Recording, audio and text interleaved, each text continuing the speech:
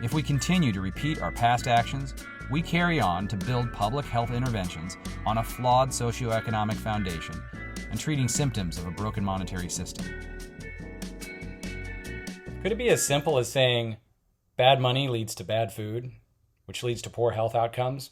This week's article is titled, Bitcoin and Public Health, Addressing the Debt Money Crisis.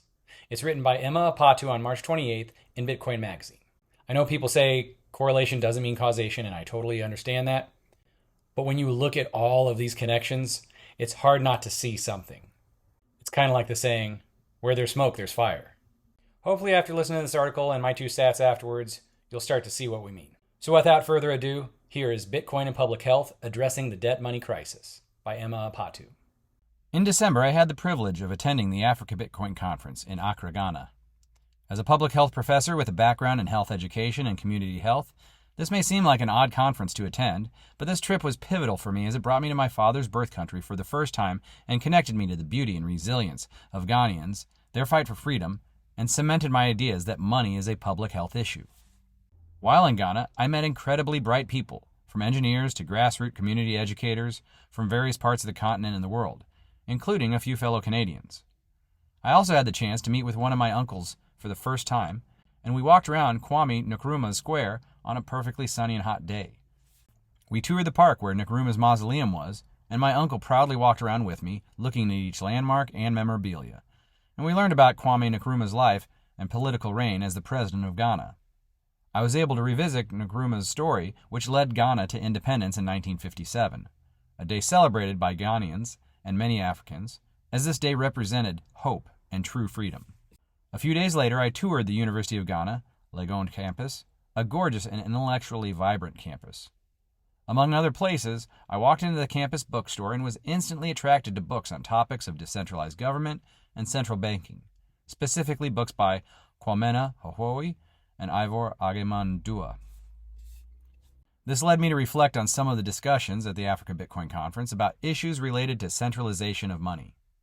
These issues made me realize that centralized money, specifically fiat money, which is imposed on many citizens across the world by governmental decree, is harmful to public health because it's marred by debt, corruption, colonial control structures, and lack of transparent rules. How many millions of African lives could have been saved, wars avoided, workers and businesses freed from economic shackles if money was not built upon debt? Public health is ultimately about what we, as individuals in society, choose to do to protect ourselves, families, and our communities. If we continue to repeat our past actions, we carry on to build public health interventions on a flawed socioeconomic foundation and treating symptoms of a broken monetary system. Thus, I have come to the conclusion that we need to explore the merits of new money like Bitcoin so it can form a more robust base layer of society. What is money? Money is supposed to be a medium of exchange, unit of account, and a store of value. However, our money today is far from a store of value. Nowadays, people must earn their money twice. First, work to earn a paycheck, and secondly, figuring out a way to invest a portion in assets or financial products because our dollars lose value due to inflation and currency debasement.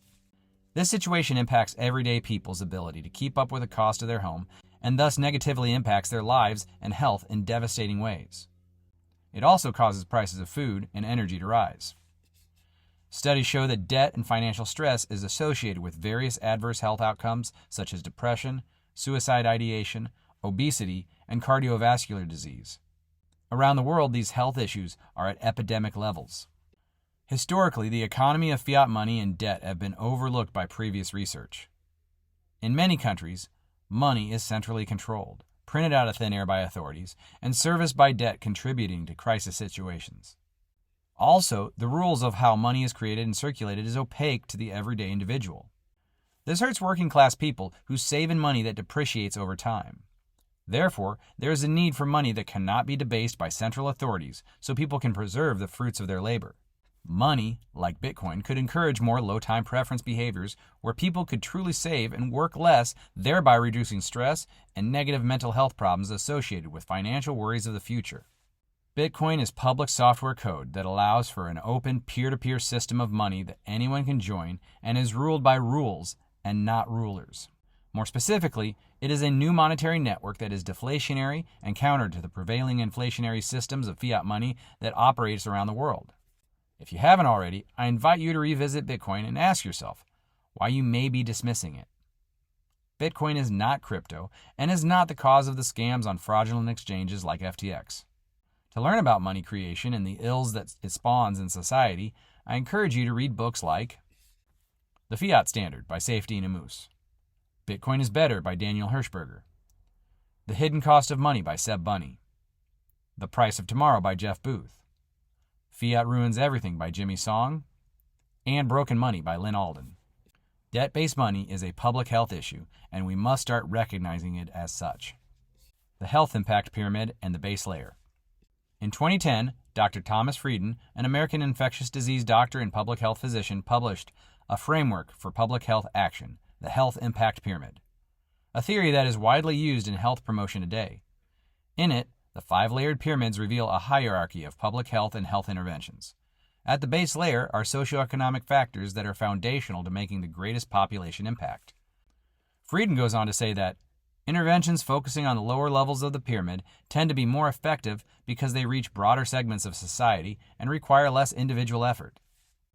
Given the importance of socioeconomic factors, I believe that public health and healthcare professionals should intervene to improve this base layer of population health by examining the underlying health of fiat money and advocating for better money. If fiat money is indeed broken, it cannot adequately support public health intervention.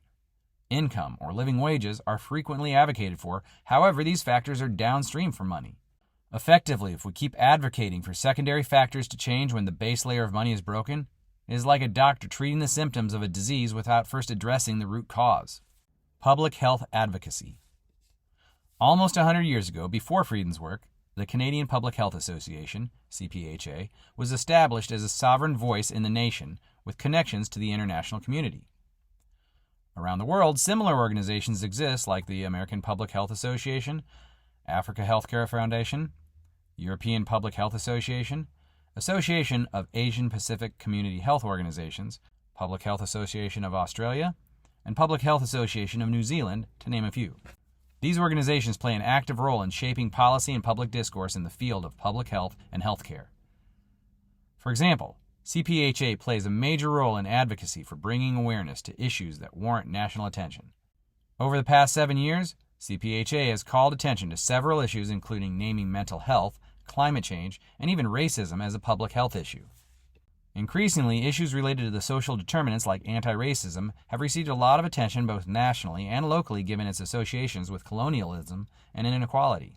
This and increased national recognition of inequality in Canada has contributed to the renaming of prominent places in the country like Ryerson University, which is now known as Toronto Metropolitan University, and most recently there were talks led by Toronto City Council to rename Young Dundas Square to Sankofa Square. As a Ghanaian Caribbean Canadian, this really strikes me as a superficial way to address social inequality in Canada.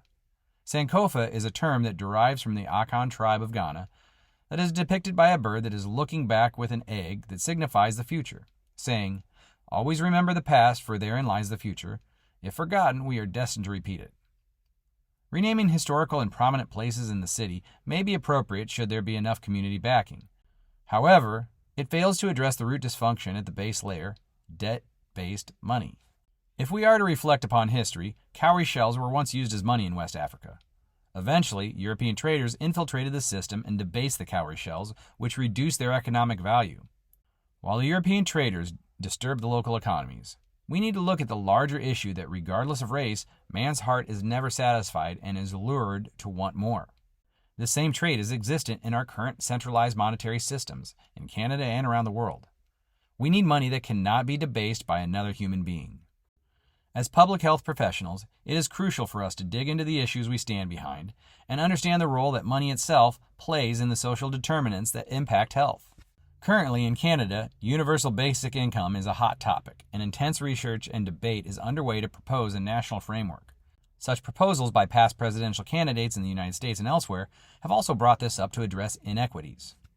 Election years are currently upon us, now in the United States and in 2025 in Canada, and public health and healthcare professionals should have an active voice in protecting decentralized money, i.e. Bitcoin, so the free market can choose the best money for society. Public health and healthcare professionals should consider the following 3 major points. 1. Learn about the history of money. Read books, watch, and listen to podcasts that can explore the evolution and innovations of money and how centralized fiat money can lead to poor outcomes for society. Some notable podcasts include Natalie Brunell's Hard Money Show, Preston Pish's Bitcoin Fundamentals, Robert Breedlove's What is Money, Peter McCormack's What Bitcoin Did, and videos by Luke Broyles and BTC Sessions' Ben Perrin. Also consider joining your local Bitcoin meetup to learn more about Bitcoin with people in your community, or consider volunteering with nonprofits like Bitcoin is Better that aim to introduce Bitcoin as sound money to the working class. 2. Naming debt money as a public health issue.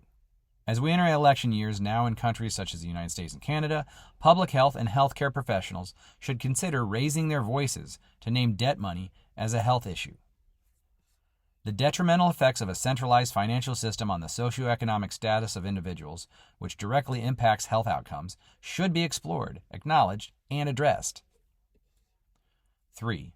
Promoting public discourse on Bitcoin. Public discourse should include conversations around what policies are needed to protect all citizens' access to a decentralized system like Bitcoin. More specifically, we should openly examine what health outcomes and social equity would look like if there was a global economy that drew its economic energy from a base of only 21 million divisible units. Could life, and specifically public health, be better? Hey y'all, if you're enjoying this content, make sure to like and subscribe. Check out Zoom Out on any other socials. And always, leave me feedback. I'd love to hear what you have to say.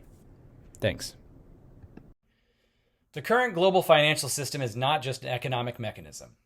It's a pervasive influence on our very lives and health, which manifests in the crises that hit the most vulnerable the hardest. Fiat money, with its inherent inflationary nature and manipulation by centralized authorities, fuels economic practices that prioritize short-term gains over long-term sustainability and health. Nowhere is this more sinister than in our food systems, where fiat foods predominate. Fiat foods are the direct products of an economic system that incentivize cost-cutting, shrinkflation, and the dilution of nutritional value in pursuit of higher margins. Supermarket shelves are increasingly stocked with processed items, as food manufacturers add chemicals and reduce portion sizes while keeping prices stable, a deceptive practice that hides the true cost of inflation. These items include snack foods, fast foods, any type of cheap oil, aka seed oils, frozen prepared meals, products laden with sugar and artificial additives, all designed to maximize profits at the expense of health. The impact on public health is dire. These foods contribute to a host of chronic health issues, from obesity and diabetes to heart and autoimmune diseases, and more. As fiat money devalues, the cost of living rises, and populations, especially the economically disadvantaged, increasingly rely on these affordable but unhealthy options. In stark contrast, foods not directly affected by inflation, like locally sourced meats, whole fruits, fresh vegetables, and other minimally processed foods, remain nutritious but become less affordable and accessible to the average consumer. Emma nails the main problem here when she stated, effectively, if we keep advocating for secondary factors to change when the base layer of money is broken, it is like a doctor treating the symptoms of a disease without first addressing the root cause. If the Keynesian kings, as Daniel Hirschberger calls them, are the doctors, then they are breaking the Hippocratic oath of first do no harm. By devaluing the money, they are effectively devaluing the food. Bitcoin, with its decentralized nature and finite supply, present a stark alternative to the fiat system, offering a blueprint for a healthier economy and consequently a healthier population. Unlike fiat money, Bitcoin cannot be manipulated by governments or central banks, which means it doesn't suffer from the same inflationary pressures that drive the devaluation of currency and subsequent rise in living costs. This stability could make it an instrumental tool in stabilizing prices and making nutritious food more accessible. In a Bitcoin-driven economy, the focus shifts from short-term profit maximization to long-term sustainability and value. Local economies could thrive as the decentralized nature of Bitcoin encourages direct transactions without the need for intermediaries, lowering costs and potentially making high-quality, nutritious foods like meats, crustaceans, fish, and whole produce more affordable and widely available. Locally sourced foods like ground beef, ribeye steaks, and fresh salmon, high in essential nutrients like omega-3 fatty acids, as opposed to the inflammatory omega-6 fatty acids found in seed oils, could escape the inflationary effects that fiat currency imposes on food systems. Moreover, with Bitcoin's global reach, developing regions could bypass corrupt financial systems and directly access a stable, globally recognized currency, which would help in securing food supplies and improving general health care. This could empower communities to invest in local agriculture and sustainable practices, reducing dependence on imported and processed foods that dominate in a fiat economy. Ultimately, the adoption of Bitcoin could catalyze a reformation in how societies value and interact with their food systems and healthcare infrastructure. By reducing the impact of inflation and central control, Bitcoin not only promises a new financial landscape, but also fosters a return to food and health as human rights, not commodities to be exploited. This shift is essential for global health improvement, pushing us toward a system where economic energy is invested in nourishing the population rather than perpetuating cycles of disease and inequality. The connection Emma has made is bold, but not unfounded. Because our money is broken, our food is broken. To fix the food, we need to first fix the money. And as you may have heard Bitcoiners say, fix the money, fix the world. Thank you, Emma Apatu, for writing this article.